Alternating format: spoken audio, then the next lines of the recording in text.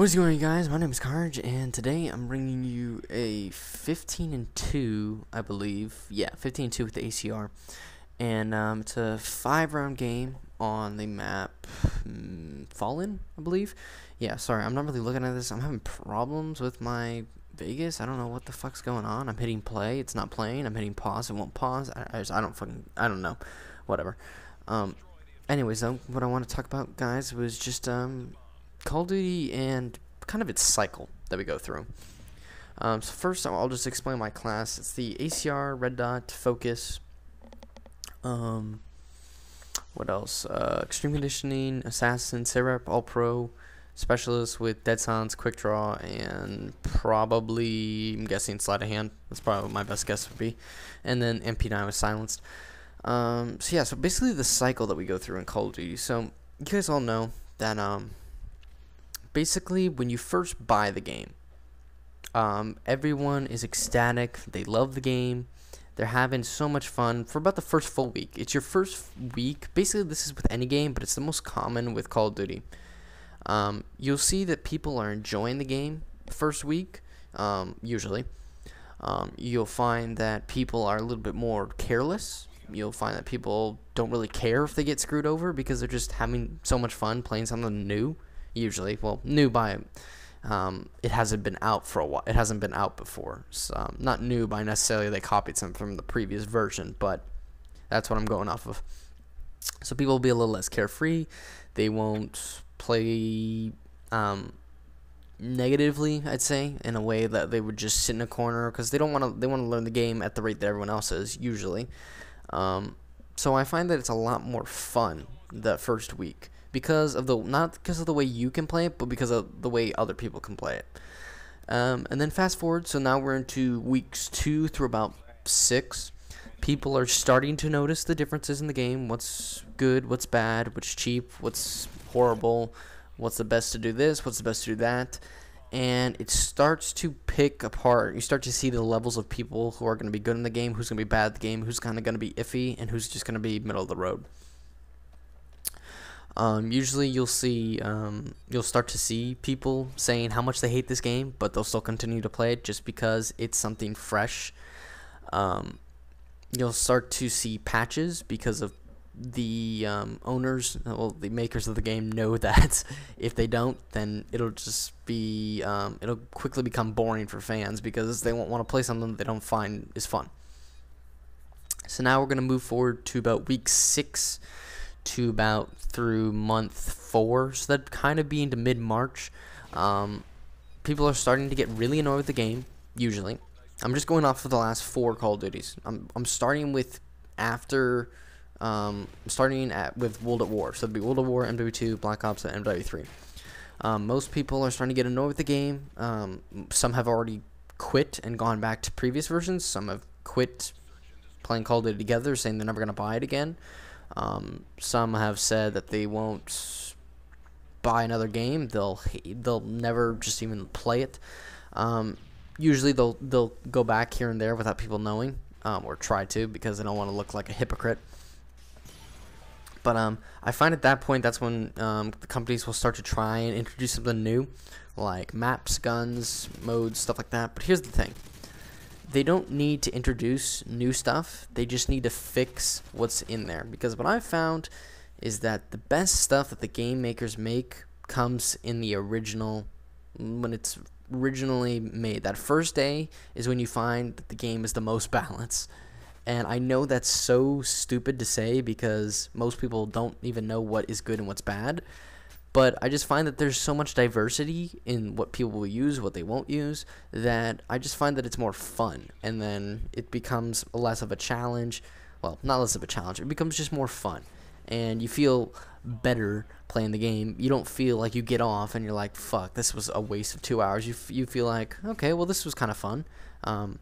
There was highs and lows, but ultimately there was highs.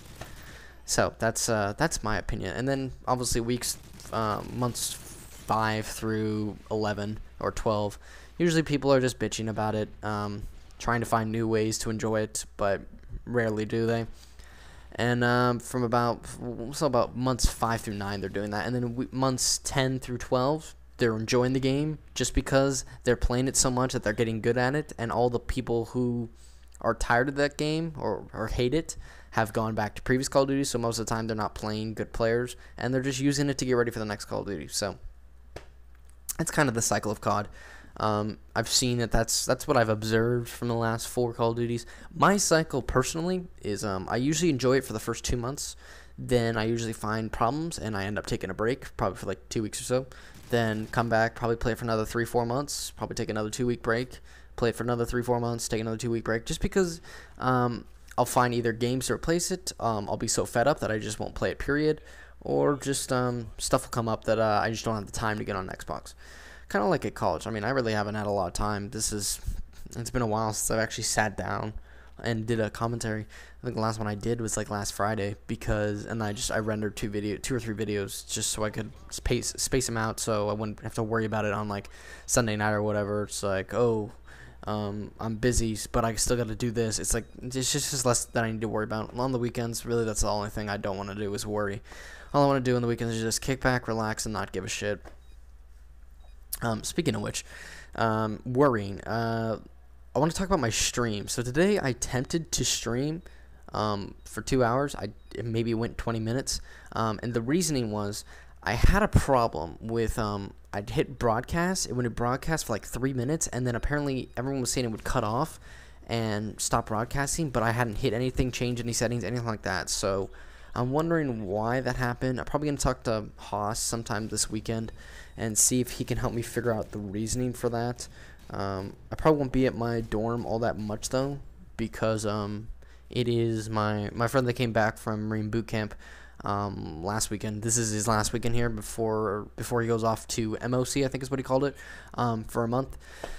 And that's basically where he goes for weapons training, that kind of stuff. And then he goes off to Florida, which is his first deployment, for 9 months. So he's not sure though. He isn't. Well, what he told me was he's not sure if he has another break in between MOC and his first deployment.